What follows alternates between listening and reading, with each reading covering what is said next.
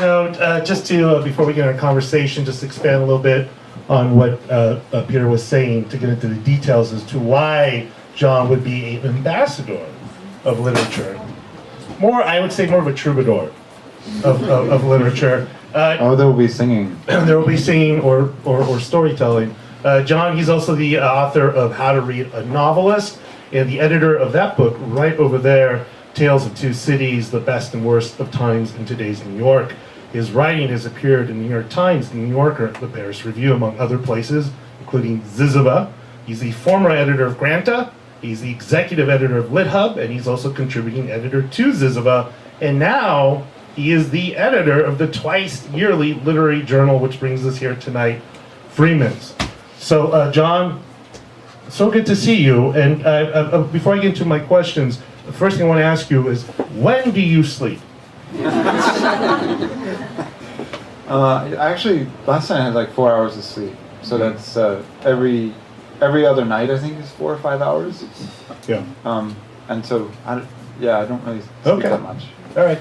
So, no, I don't. Well, yeah. And for as long, and I've known John. I've known him since he was like a middle schooler writing book reviews. Is that about right? I did meet Oscar when he worked at the Chronicle, and he had this tallest stacks of book reviews. They were taller than John McMurtry. Yeah. And it was really dangerous in there. It was extremely dangerous, but we did not heed. I don't know if we do heed Cal OSHA, but at the time, that was one of the things that the newspaper did not have time for. Things might have changed since then. It's digital now. It's all digital. It was like going to the Keymasters thing in the Matrix, except Oscar was in there with just a bunch of books. Yeah, it was highly disappointing. And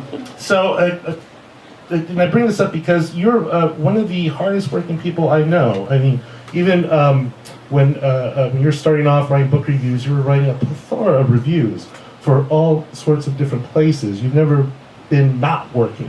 And I think before we go into some stuff and talking about the journal and stuff, the rival and the themes, etc., and some of the stories in there, I wanted to talk to you a little bit about that. Like, what drives you, John?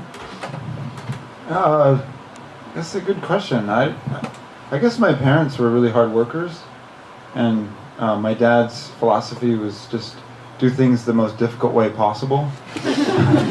And so I had a really good example of how I guess I had this feeling that time was always running out to some degree, and I mean, not to go to the deep place quickly, but I'll do it. My life is very different than one of my brother's lives, and I think I always felt a little bit like somehow, a safe had fallen out of the sky, and I dodged it. And from the age of about 17 onward, I felt like somehow I had to make use of that freedom from something falling on me. And so it happened around the same time that I discovered reading in a serious way, and I realized that the world was out there and waiting in the pages of books, and that if I just read, I would live far beyond my own life. And I had a very parochial, I see a lot of Sacramento faces. Yay, we made it out of Sacramento! But I had that feeling that, that just to have made it out of Sacramento was a thing. And then I started reading, and I realized that there was just a lot more world for me to see. And I went to a high school that was primarily white. That, there was fights at lunch. Played a lot of sports. And then I suddenly realized that the world was pretty vast and mysterious and full of interesting things, and I had a lot of catching up to do.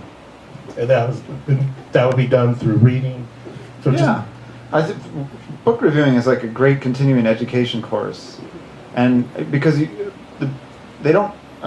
didn't, because I had multiple personality disorder. For you, I reviewed sports books and post-colonial fiction, and then for other people I reviewed narrative nonfiction. For one place I only reviewed poetry, or for one other place I reviewed a lot of biographies, and each paper that I worked for had thought of me in a different way, and they were all compartmentalized. I was like Wilt Chamberlain on the road, I was like, you're the only one.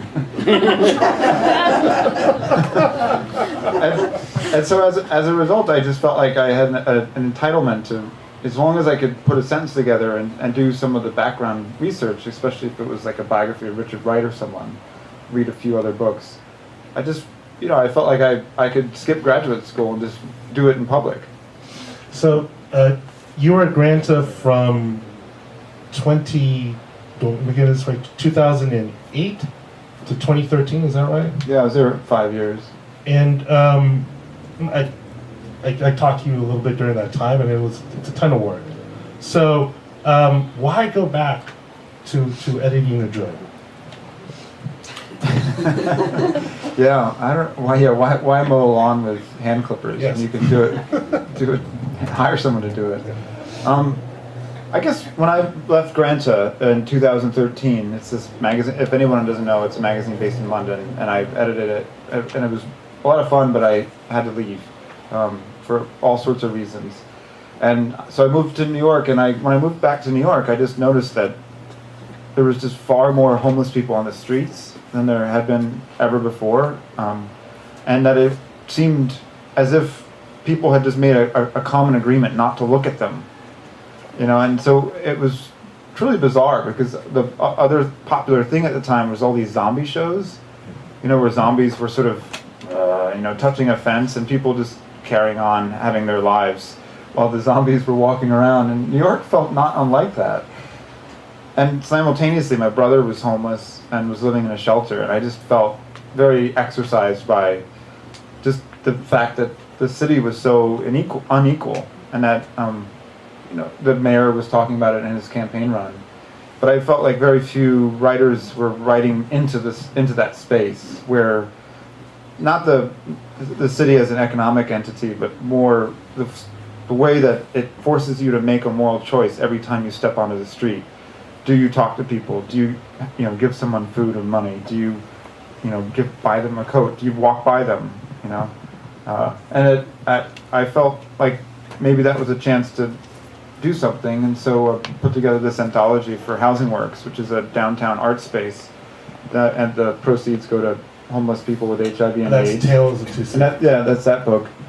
And I just felt like Housing Works is an example of how community action can actually do something, and how literary life is not separate from community action, but they can kind of work together in consort, like, pulmonary and breathing systems. And after I did that, I thought, I miss this. I really miss, as a writer, you only have yourself to sort of hate yourself with. As an editor, you can hate the world. No, as an editor, I think you have a container for enthusiasms. You have ability to be unabashedly optimistic, and I think you have to be optimistic as an editor, because otherwise, why are you doing it? If you don't believe that the writers you believe in will find readers, then you're a terrible editor. It's like a banker not believing you'll make any money. No one would go to that banker. And I'm generally an optimistic person, and as a Californian in New York, people tend to think you're an idiot. When you sort of roll up with your optimism, you're like, oh, it's, this book is going to do well. No, it's not. And if you think that's bad, imagine, and London's even worse. People in London think you're really stupid if you have any kind of earnestness or optimism. And I just said, fuck it. I don't care what you think. I'll just be that person. And so I talked to Grove, and Morgan Entrican had approached me when I was leaving Granta, and he said, if you want to do something ever, let me know. And I had this sort of idea just to make another journal. And I felt like around the time that I approached him a year and a half, 2 years ago, there was just a feeling of too muchness about the internet. That God, not another, another day just going between these 3, 4, 5 windows. Mm-hmm. And not another sort of listicle, not another, story about that could be written, any other day by any other person. And I think people were just feeling also that there was a desire to go away from digital reading back to print, like to the immersive experience. And we see that now, that it's actually being borne out. More people are reading print, more people are coming into stores like this, because you can't replace this kind of interaction of a live person. I'm not a hologram. talking to you, and I felt like it's a throwback. It's printed on paper. It doesn't have a website. It's got long pieces. One of them 60 pages long, but I feel like there's something in that old form that can't be replaced, and hopefully that's true. In the introduction, at one point, you deign not to give the wherefores for Freeman. You say, I don't want to get into why this is necessary. But having read it, some things kind of pop out. And I don't know if there's a connection, but one thing, first of all, I've noticed, it's international writing. Lots of international writing. Not only that, a lot of writers of color, and particularly a lot of writers from the Islamic world. So are those the sort of voices that speak to you? Yeah, I'm a terrorist supporter of Black Power, and no, I feel. That's not how you get hired by the State Department. They ask you that question. One of our journals that everyone respects was supported by the CIA in its originating days. I went to a party recently by one of our other major magazines, and there was 3 people of color, and there was hundreds of people there. One of them was Roxane Gay, and she was sitting in the corner of the room. No one was talking to her. And the rest of it was huddled around this bar that was just full of girls in white dresses serving drinks to, people that had won Pulitzers.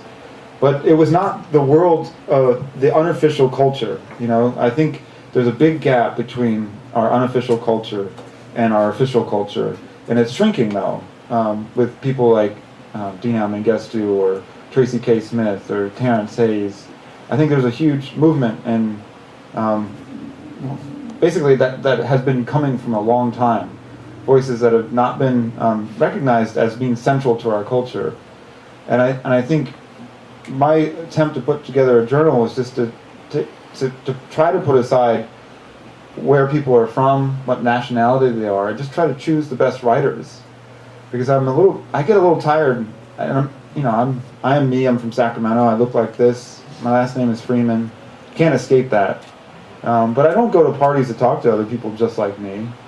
I hopefully that there's something I can tell someone else that's different from me. And I think that's generally true of reading as well, that there's something exciting that comes from other cultures, that comes from other languages, from other vernaculars. And that's the whole strength of American writing, if you look at it over time, in poetry and prose. And yet you go to most parties of literary journals in New York and you see mostly white people. And I'm not down on white people, I'm down on lack of diversity. And my response is not to have a knee-jerk tokenism, but rather just to simply choose the best writers and dare people to call it tokenism. Well, let's go then a little bit into this. I think leads perfectly into talking about the theme, which is arrivals. Throughout the collection, it has manifest meanings, often ironic. So, what do we mean, or what do you mean, or the writers mean when we talk about arrival? Well, I think we all, one thing I was trying to focus on is that we all arrive in the world dumb, idiotic, without a race, without language, and that there is this moment where we're all equal. Everyone's equal at the moment of their birth. If you take aside all criteria, as long as you're healthy. Maybe there's some genetics that are chasing you into the world that are going to make you different than someone else, but there is that exciting, and I think we're equal in the moment of observing and perceiving the world. And I think we all look at it differently. That's what's exciting about writing, because the way that Frank O'Hara sees the world is different than Daisy Zamora. To mention 2 City Lights authors, which is different from Dorothy Lasky, which is different from Mahmoud Darwish, which is and that multiplicity, that biodiversity of writing and points of view, is very, very healthy. It's the best thing for writing, and I wanted to focus on the fact that we're always making adjustments. We're always moving from one space to another, and that once that movement starts with people who are adults, there are different adjustments. So there's one piece by a British Nigerian writer about the nod that men of color give each other in primarily white contexts, and he starts with that nod and then turns it into a kind of science fiction tale, using the hex code color scheme that you use for graphic design. He's also the guy who did the cover, and everything in that story works as science fiction, but it also works in reality. That all the things that he's writing about, this sort of fictional person doing, is the things that people do when they move through the world and make judgments based on how people look. And then, there's other ways that people situate themselves. And so Lydia Davis is writing about trying to learn Norwegian without a dictionary by reading one of the most difficult recent novels published in that language, because her life isn't busy enough, apparently.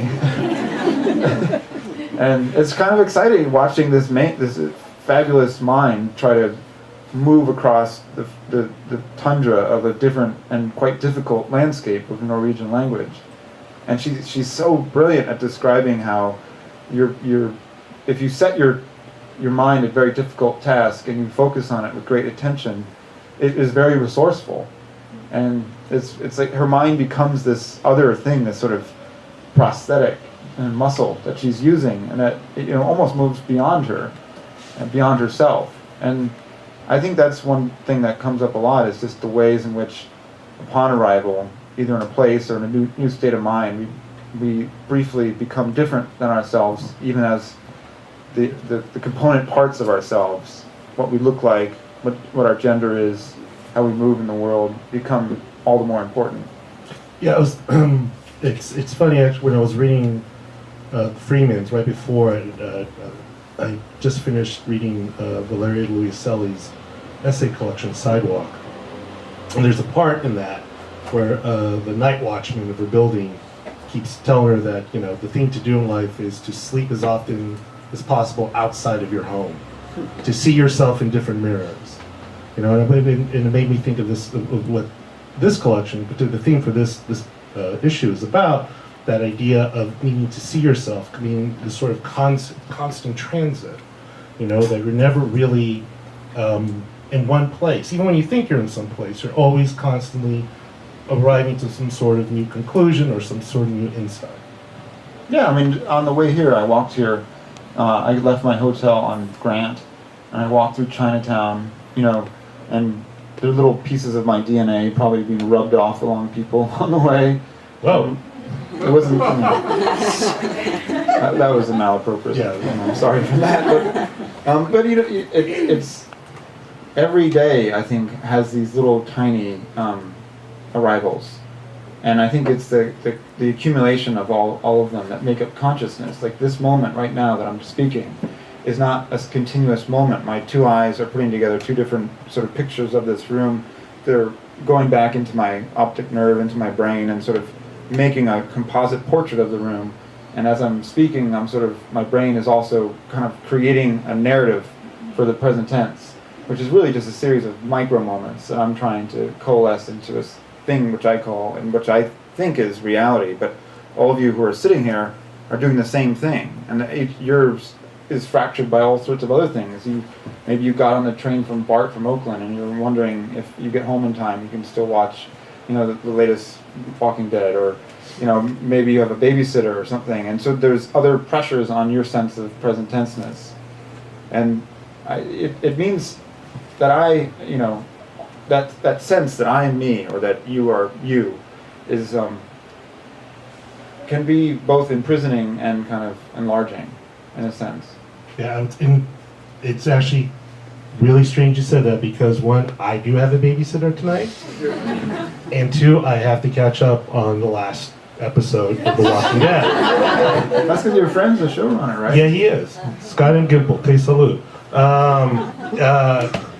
Okay, but I was about to go into talking about the dead. That's not good. Not for our purposes. Not for our purposes. But you also described in the introduction to something which the sort of this tension about the state of arrival. And you write, very little in the world. There's very little in the world that is interesting that happens without risk, movement, and wonder. Yet to live constantly in this state is intolerable. So what do you mean exactly, John? Well, do you have any violent friends? Yes. Yes, I know you do. I do. We talked about this. Yes. And didn't you tell me once that your father had a huge knife that he occasionally would? Yeah, sometimes, well, so, we had a noisy neighbor, and I think he was blasting, it wasn't very good, it might have been good metal, but I've been too young to know. And, it was very late, and, we live in, I grew up in, government housing, so it's projects in San Diego. And apparently the guy, I guess he was kind of tripping out and doing his thing. So he's like, well, I'm going to go and, I tell him to turn down his music. He takes out, a nice butcher knife, stick in the back, right? Because you don't know how these things can go, And luckily it went well. But yeah, I've been, it's, I grew up with many people in the neighborhood were extremely violent. Yeah. That my dad's the least of them.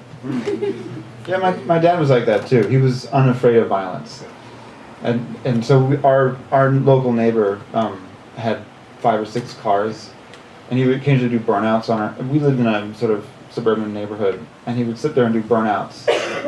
And my dad walked in front of his car while he was doing a burnout, and yanked him out of the car. And my dad was very comfortable moving from states of conversation to violence very quickly. And I do not feel comfortable doing that. I would like a long, slow preparation process. I'd like some warning, maybe a little bit of discussion. Are we going to do this? Yes, we will. Okay, where are we going to do this? How about tomorrow? If tomorrow's not good, we can find another day. Let's not rush into this. And in the moments where I've had to do that, I found myself in that situation, it's so agitating, it sort of bleeds over the rest of my day. And so that's just one example of how, it's a risk to be violent, because someone might be more violent than you.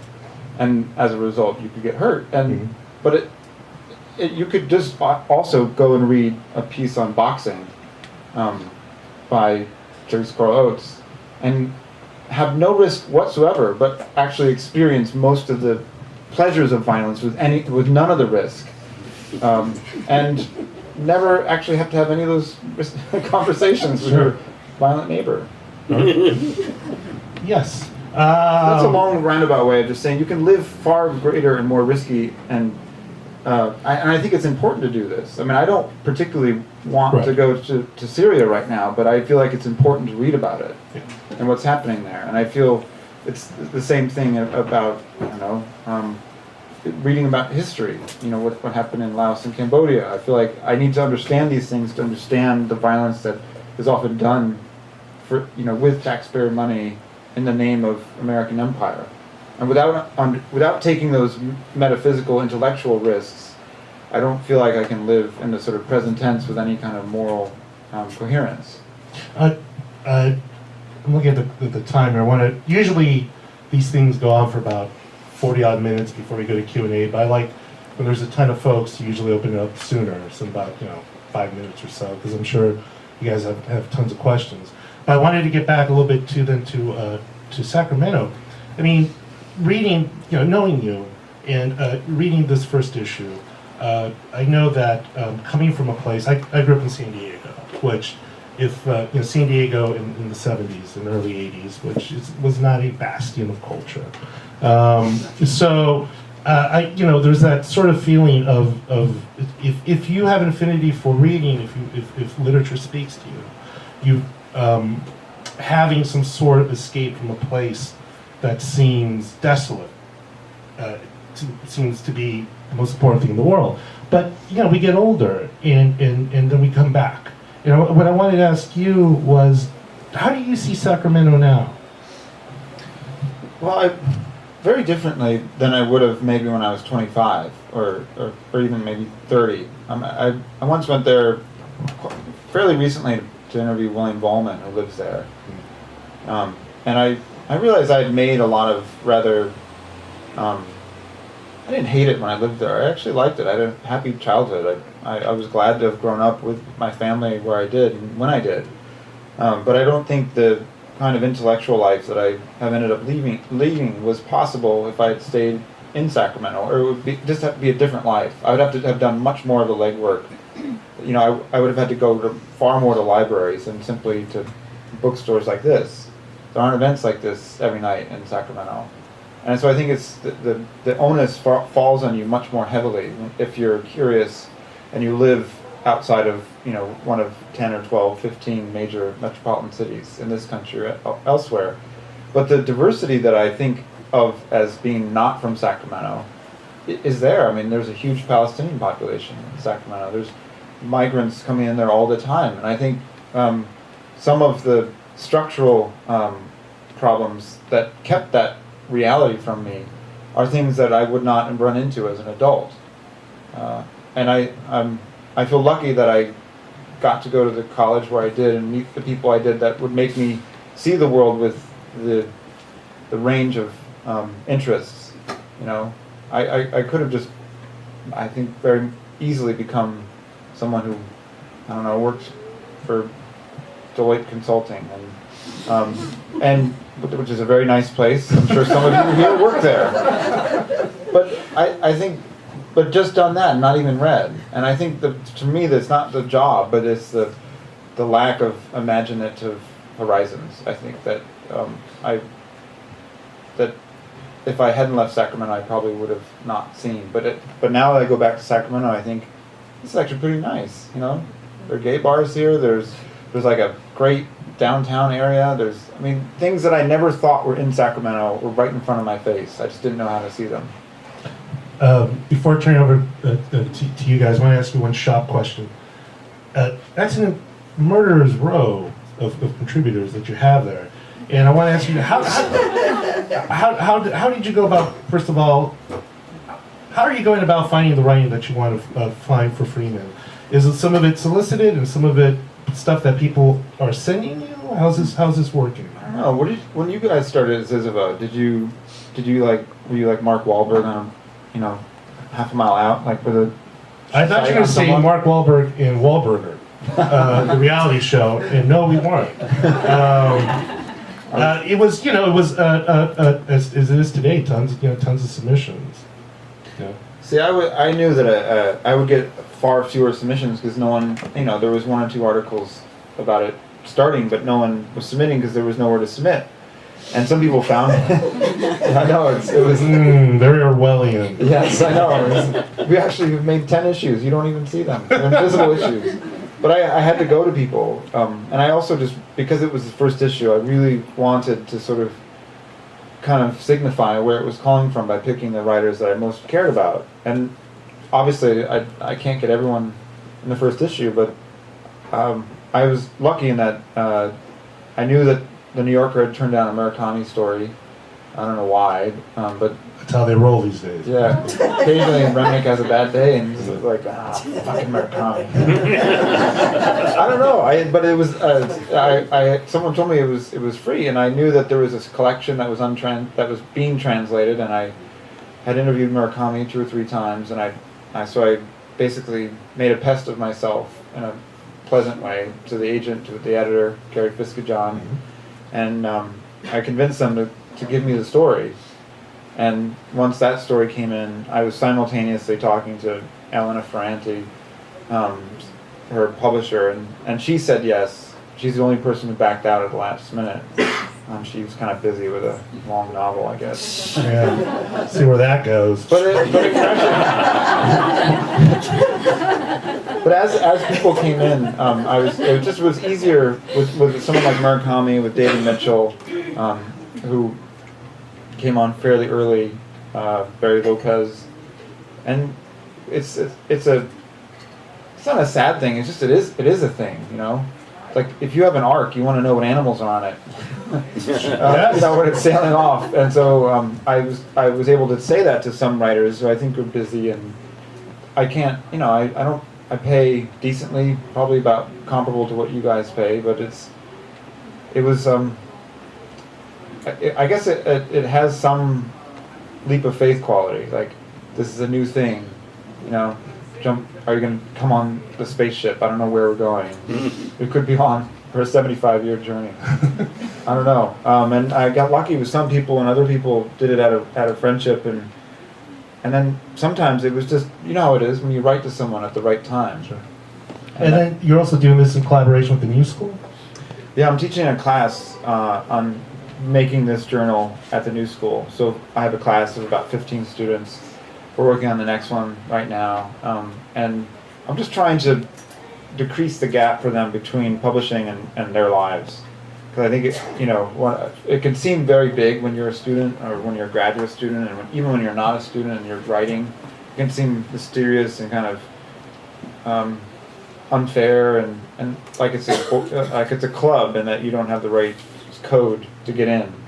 And I'm just trying to show them how it works. And so other editors from other journals, like the Paris Review and the New Yorker and One Story and Catapult, which is this new thing, Electric Literature, an online journal started up. They're coming in and talking to some of the students, and I'm just trying to let them know that also that starting a journal is possible. I mean, this has a little bit of backing from Grove, but not as much as you'd think. I don't get paid. It's just it's basically printing and the editorial budget. Are you going to keep it basically as a print product? Yes. Yeah. There's a Kindle or whatever edition. I'm sure you can find it somewhere. But will it be a tricked out website? Or No. Okay. No, I just feel like that's going to save you hours right there. Yeah, I just feel like it's making a whole other journal, and I also feel like with the website you can kind of go and take the edge off your desire or curiosity about something, but with no website you just have to actually go and pick it up, and people pick it up and don't like it then fine, that's okay, asshole. But if the website's there, it can also just sometimes take away the desire to really spend time in it. Okay. Let's open it up to questions. Anyone? Yes, please.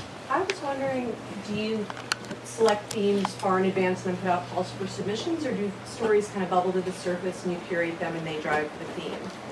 The latter was this. I had originally thought that this might be a California issue. Then I thought it would be a food issue, and I told these ideas to my editor at VQR, and then they happened to do a food in California issue. So I was like, I'm not telling you guys anything anymore. And then what recently happened is I was going to do a humor issue next. I made the mistake of announcing that to some of the writers I approached, which is, no one wants to be told, like, go be funny. It just never works. And so a few people turned in and were funny, but most people just didn't turn in. So I'm now changing it to family, which I can tell you because the VQR has also already stolen that. So yeah, I switched it to family because about 6 or 7 of the pieces that are already in that were funny are all about family. So I think it's probably going to end up being always that thing where it's, what are the writers turning in and what is it coalescing around? Sure. Another question, please. Yes. How are we going to go about submitting something to SS Family in your spaceship? How do you get on the ark? I haven't figured this out, but basically I'm on social media. I'm on Twitter and on Facebook, and you can find me there and just message me. I'm not on either. There's the other thing. There's a Facebook page for Freeman's, which if you Google Freeman's comes up, and has the address of Grove, which has which is where this is sort of. I occasionally go into the office there. It was 841 Broadway, but it's a different address, and that print address will get something to me. So, for example, I went to a Joy Williams reading, and I sort of tried to buttonhole her because I think she's amazing. Mm-hmm. Have you read those stories? They're very disturbing. Yeah, they're so good. There's this amazing writer from the Dirty Realist era, Richard Ford, Raymond Carver, and no one ever paid attention because she was writing alongside them, and gradually she's put together one of the most interesting and significant bodies of short story work, I think, of any writer alive. She's sort of our Flannery O'Connor for this time, and she's engaged with violence in the same way that O'Connor was, and grace, the sort of search for grace. But for her, it's a world without God, so it's very starker. But anyway, I went to a Joy Williams reading at McNally Jackson in New York and talked to her, and she just a week ago sent something into Grove to that address. Because in my experience, when you send snail mail to a large publishing house, Oh, it gets to it me. completely disappears. Yeah, no, actually, I get everything. All right, thank you. Yeah. Another question. No one, not even about the heat. Nope. Oh. There you go, John McMurtry. I don't need a mic. I don't think. So, as the managing editor, Oscar, of ZYZZYVA, what have you learned about, well, what About are you gonna life? take from them? That too?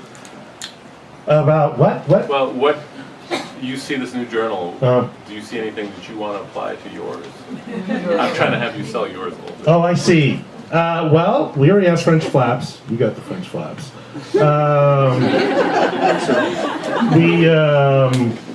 And you don't have them, but deckled edges, I'm still after that. I think Laura and I would love to have deckled edges.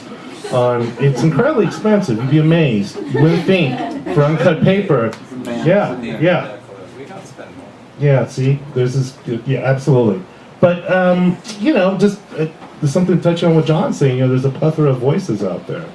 And there's all these sort of ones, with ZYZZYVA, what I don't know if we've defined our voice yet, but mostly a lot of the stories that we're drawn to seem to be about those of people in contention, those of folks who are engaged with a situation that sometimes is, if not dire, where the outcome might be questionable. I don't want to say it's necessarily dark, but I think we take the approach that things out there are not rosy, and the writing that we're going to publish is not going to flatter you and make you think things are better than they are. It's not going to say that, don't worry about it, you're cool, everything will be cool. It's going to be, no, you really should be concerned. You really should. But hey, you know what? We're both concerned, so take some solace in that. But yeah, and also, we try to get in, ZYZZYVA traditionally, we published a lot of international writing. And we have actually a lovely piece coming out in the winter issue from an Italian writer, Davide Orecchio, who something else. At least the translation is something else.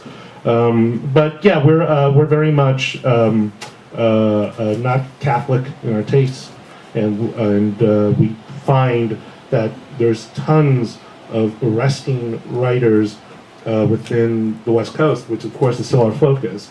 But we do bring in, voices from other places too, just to, why not?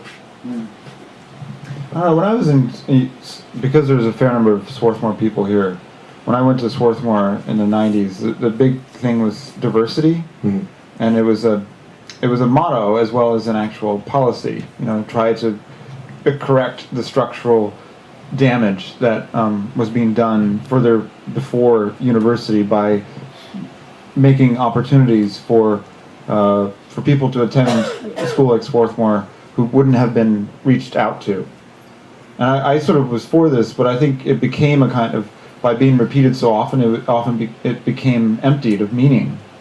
That we forget that diversity is actually quite difficult to do, to live with, in a sense. And I think that in storytelling, diversity is everything, actually.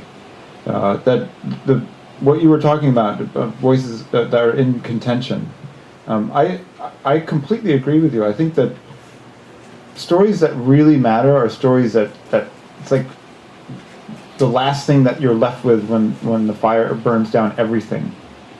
And I think one thing that's difficult about being editors now is that there is a great level of proficiency in storytelling. And that's a wonderful thing, because it means that we can all be entertained and enjoy storytelling, and that's great. I mean, I think there are ways to pass time with telling stories that is benign and that is good. But I think as a journal, because because you are moving on a smaller level, you can take a risk with storytelling that will really arrest and change the way that people think about something. And that's something that I've always liked about ZYZZYVA, is that I never know what I'm actually going to get when I open it. That there's no crew, there's no crowd, and you do take risks in the sense that you were publishing Murakami. You published a Murakami story 25 years ago. Yeah, Howard Junker published the first Murakami in English, issue number 9, I think, before Playboy did. The Kangaroo Communique. Yeah. And journals seem, this can sound so insider baseball-y, but the first, this is the 200th anniversary of literary journals in America. The North American Review was founded in 1815, and it was founded at the end of the 1812 war by a kind of curious Boston guy who was a politician and a writer. And many of the things that are in that first issue of the North American Review are pacing the limits of what it means to be a nation at the time. And I think we're in this period now, and I think I see this with ZYZZYVA because you're the oldest West Coast literary journal, and in some ways it's been a way of defining what it means to be West Coast, the journal. But I feel like we're in this period now at the collapse of nations, the collapse of nationalism, or we see very clearly what happens when you designate nationalism to certain areas where it's not firmly rooted. And I think literary journals are having to change to some degree. That they have to be post-national. They have to be, they have to be. And I hate talking about crossing borders. It's so patronizing. But I think that journals today, the ones that interest me are the ones that don't situate themselves within a kind of national literary culture. And I feel like ZYZZYVA does that in a very, very cool way without sort of announcing it. It just is. Thank you. We are a branding nightmare. That's okay. Another question, please. I see. Oh, okay. Sure, whoever's okay. Right there, please. Because I see your. I was curious actually because you started talking about the sense of wonder and lust, and then you went into violence very quickly. I was actually curious what you were going to say about the sense of wonder and lust. Yeah. So, what were you going to say about the sense of wonder before we went into violence?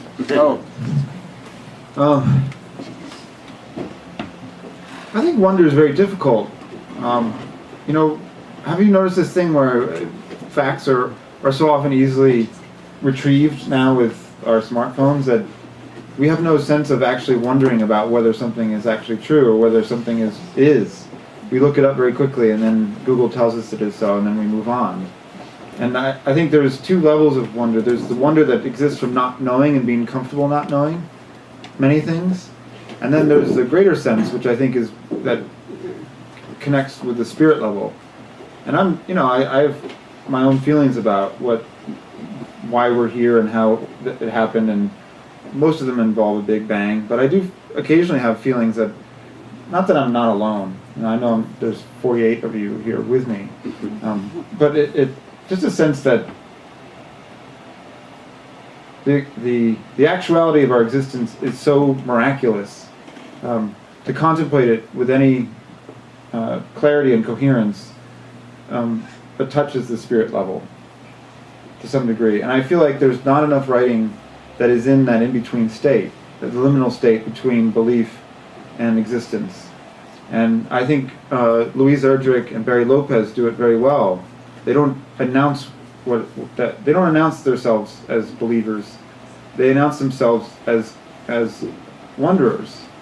And I think I wish there was more fiction and literature that did that sort of touched those spaces, because for me, I think that's as much being human as, I don't know, getting up and taking a shower and eating oatmeal. I mean, I think without that sense of wonder, I think we're quite dead in the water. I mean, it is through that sense of wonder that so many tremendous human activities have occurred, have been, from exploring the world in the best sense, going places where not killing people, but finding out what the Arctic is and finding out the limits of our abilities to, I don't know, painting a chapel upside down with gold. There's wonderful things that are done with wonder, and I think that's in a world where religion is often used as as an excuse for violence, I think wonder is a far better value than the right belief. There's your next issue theme. Wonder issue. Oh. Yes, please. Poetry these days is becoming very rich and kind of exploding, and I've noticed in your periodical that there's very little of it, and I didn't see very much in the way of short fiction, you know, the 300 to 600 word pieces. Yeah, I write poetry too, so I don't hate poets. I just I didn't.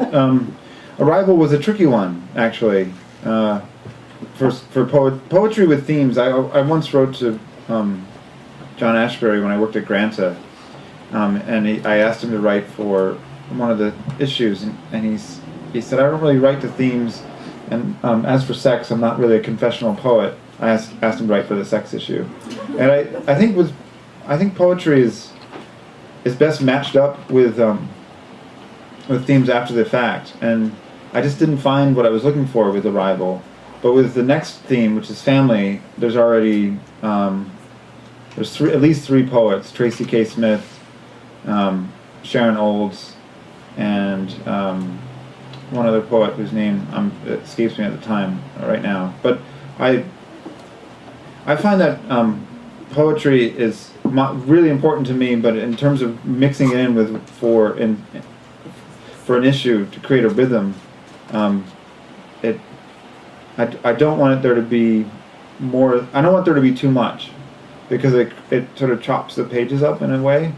And I think I don't want to be a literary magazine that's about writing. I want it to be about the world. And I think sometimes if you open and you see a lot of sort of page breaks and then poems, that message sometimes comes across. And as for short fiction or flash fiction or microfiction, or there's another word for it, like smirk fiction or something. There's a Norton book that you guys published, Bob, called a guy with three names. Anyway, that narrows it down, doesn't it? Think of a 3-word title in the Norton, backlist. What would that be? It was a paperback original anthology of flash fiction, but it had a different name. It was like it wasn't Smurf fiction, but it was Sudden fiction? sudden maybe. Sudden fiction. Sudden fiction. Did you say Smurf fiction? I don't know how I got there from there. You guys should do something on Smurf fiction, though. Snark fiction. Yeah. I also heard them called blasters. Blasters? So you were going somewhere with this. God, I'm learning so much up here. But I find those stories really great. But I want something to leave a lasting effect, and I find with something short, of course, it's going to have a harder time leaving a lasting effect.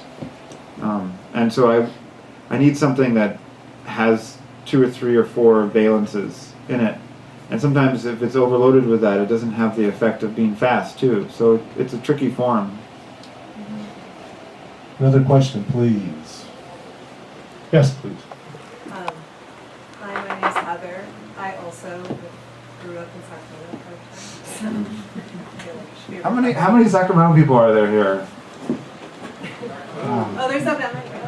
There's more down the stairwell. Poor So Sacramento. I'm wondering, with translations, if you work with the translator that the author chose, or if you work with the translator that you fell in love with the author first with, or how do you work with translation? Yes, how do you manage working with translated fiction? Well, it goes both ways in the sense that with Murakami, he's moved translators to a new guy, Ted Gossin. Yeah. Gossin. Gossin. And I didn't know him at all, so it was the first time working with him.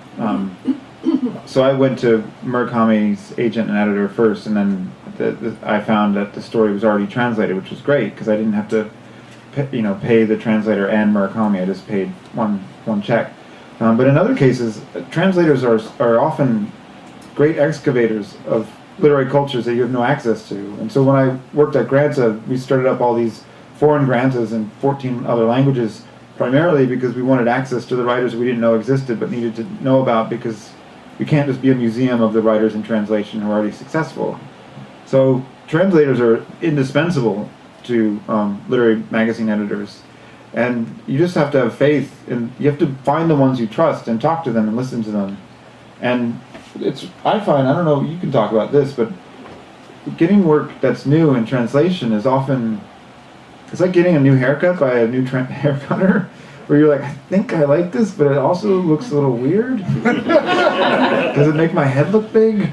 You know, and I because something that's truly new is going to be a little bit odd, and it's going to be a little bit ugly, I think, at first, and but it'll end up being ugly, handsome, and then actually beautiful because it says something in the way only it can say it. But it's not if it comes and feels immediate and right away. I would say like half the time that's actually a bad sign. That it's writing too easily into something that's a slot, that pocket, that other books, other writers, other voices have created. It's the ones that are slightly off and slightly different that actually, I think, end up lasting. You know, no one, I think, would have. Bolaño has, for example, is a good. Yeah, he has at least 2 translators, Chris Andrews and Natasha. Yes, but and also too, I mean, not to get too into the weeds, I mean, a lot of it depends too, is it a British translator, is it an American translator, you get the Anglicisms, or you get, you know, the American, patois, so to speak, so there's that as well, you know.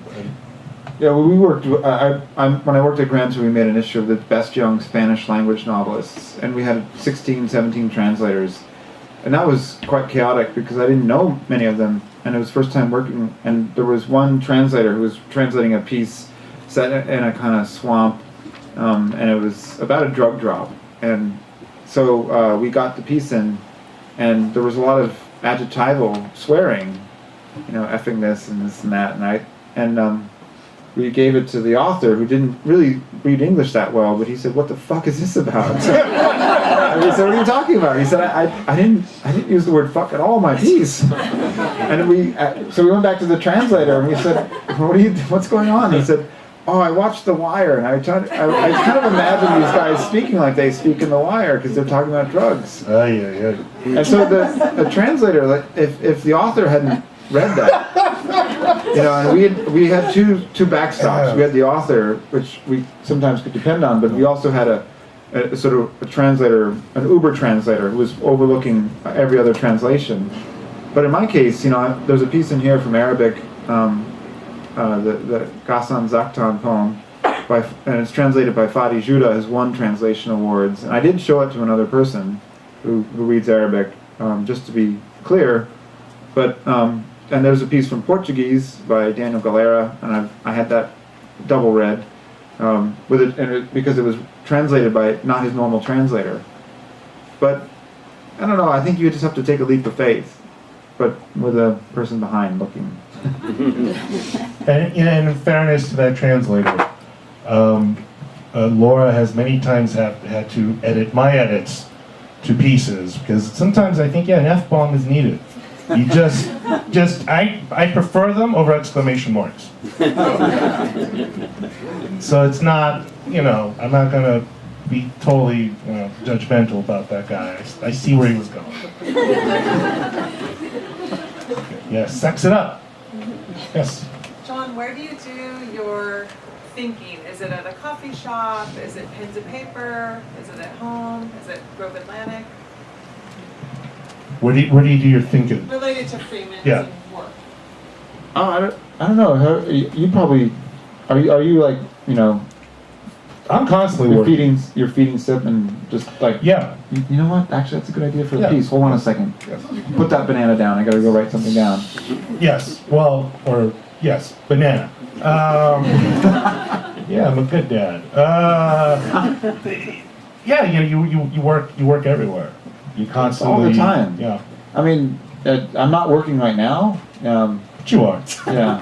I mean, there's about 9% that's sort of in the background, sorting something out. But I that's what is so great about writing as a job and editing as a lifestyle, is and also a little bit of a downside is that part of your brain is always. I think the solutions to editing and the structural problems cannot be solved by applying yourself straightforwardly all the time. They just can't. Unless you're, one of those incredible engineering type minds. I think a lot of times the solutions happen unconsciously, just as the writing happens unconsciously. At least for me. So I'll be running and something will come to me. Or I spend a lot of time on planes or traveling or moving from one place to another. And it's in that sort of, vacuumed out, depersonalized zones that something just pops into my head. And I always find that, I see you nodding, and I just find that so fascinating that your brain is working when you're not even aware of it. That it's and I feel very suddenly precious about my skull, that it's carrying around this thing that works for me, without me telling it to do stuff. And I think that if we all use that capacity just for broader purposes other than editing, the world would be kind of a nicer, gentler place.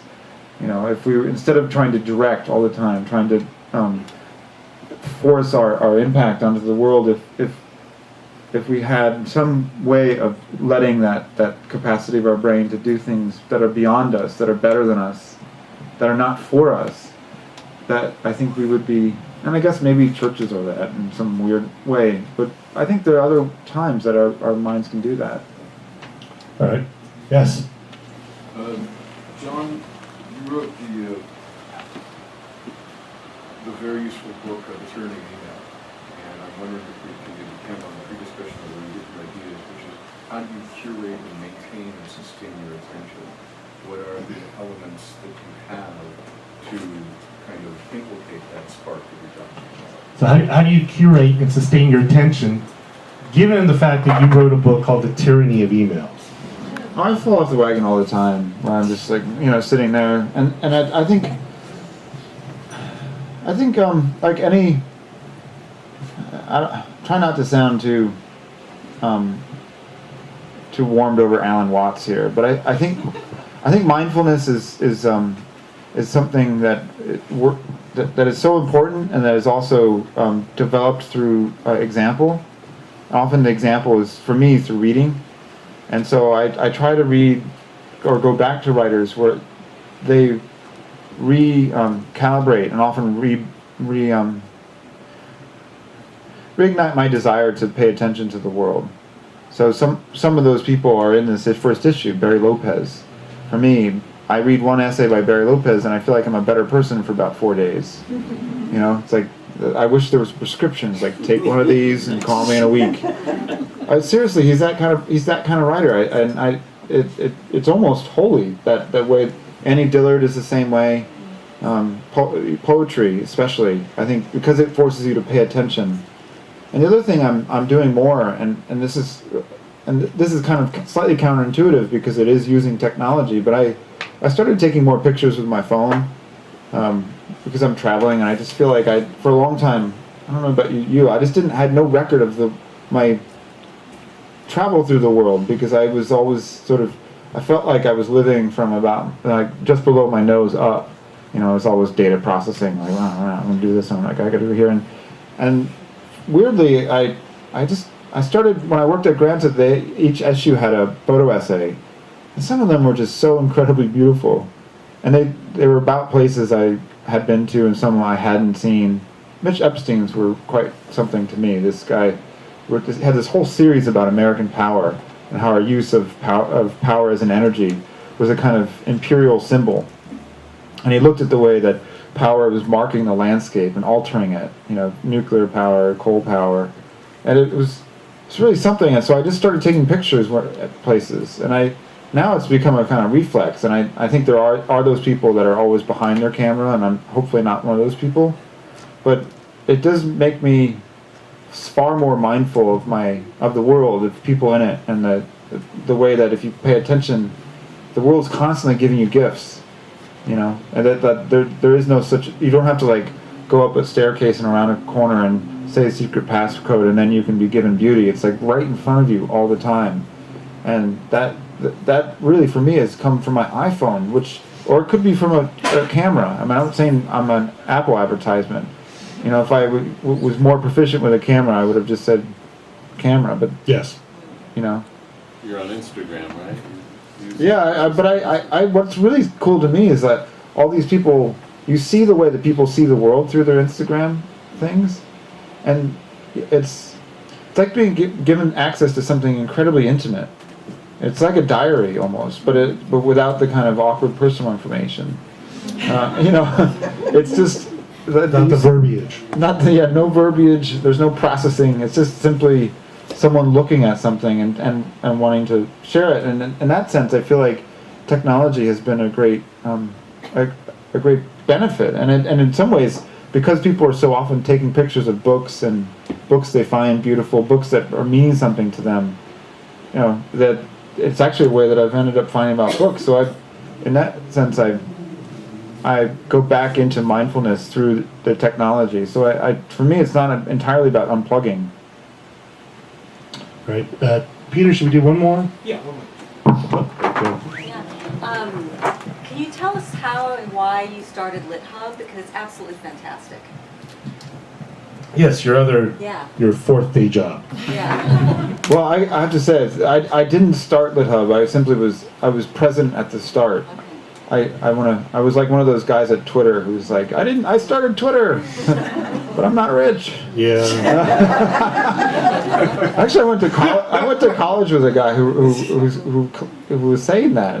Anyway, totally different story. You know what I'm talking about, yeah. But no, this actually goes back to National Book Critics Circle stuff. When Oscar and I were on the board, we saw the cutbacks in book reviews coming from a long ways away. It was really obvious.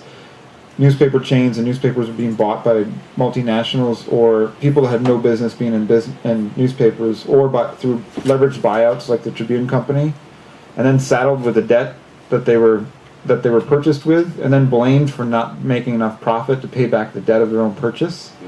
And it's like someone getting the Rock to sit on top of their shoulders, being like, "Why can't you run faster, you lazy piece of shit?" and so it's been really just absolutely demoralizing watching this happen in newspapers, because so much of what's happened in newspapers has nothing to do with the value of newspapers or the value of news or the value of a kind of communal space that newspapers provide. So when we were at the Book Critics Circle, got together, probably illegally, 12 or 13 publishers in a room, and said, like, you guys, okay, this is what's happening. It's not going to stop. If you don't advertise or put some money into newspapers, they're going to go away, and you're going to have to basically send ed champions of the world. This is a blogger Yes. that Oscar and I know, and that went to my high school. That you're going to have to we're going to depend on individuals to promote books to the wider world. And what was great about newspapers is they don't cover books as promotion. They cover it as news. And when you can look at a book as a piece of news, and that book is poetry, as they did with Kay Ryan in this paper 2 days ago, or you look at a biography of Stalin as news, 60 years later, I think that expands the definition of what news is. So we had this meeting with publishers, and they couldn't agree on advertisements, on how to pool money and their resources. So it just kind of blew up. But Morgan Entrekin, who was at the meeting, the seed landed in his head, and he didn't give up. And he just kept coming back to this idea, over the last 5, 6, 8 years, actually. And finally, he got someone to be the editor. He finally put his own money. He said, look, I'm going to, no one's going to put money in. I'm just going to do it myself with Grove's money, my money. And I'm going to start it. And I have to say, counterintuitive, with Instagram and attention, I think LitHub is a way that technology can be used to keep the multiplicity and diversity of news in books and reviews and literary culture alive in its print form. Because it eventually draws you back to the ZYZZYVAs of the world. And basically, if you don't know, it's a website that has 160 different partners and literary journals, publishers, and LitHub basically chooses the best of what they publish, put it on this website, and invites you to it, and you go link back to the original journals, and it's everything from the Harper's Magazine all the way down to something that has 800 subscribers in Nova Scotia. And I think that it's exciting to see it all in one place. Yeah, and I think the editor there it's Johnny Diamond. And that's his actual name. Yeah. Doing a great job, and they also have a snazzy tote bag with Joan Didion on it. That's right. Yeah. Yeah. And it will haul your milk and your beer.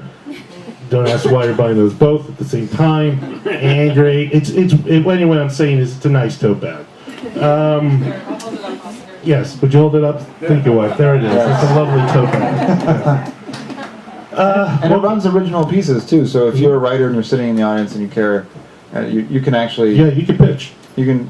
I don't know if the emails of the editors are on the website, so it's approachable too. They really want to, and I edit a few pieces a month for them. Find new voices. Find people that are It's not about just basically publishing names. Okay. I think we're going to end it there because the rest of my questions have to do with Rick Pitino at Louisville and the Kings and the Warriors. So and that could be another hour, believe me. So we'll just end it there. Thank you so much, John Freeman. Thank you to everybody.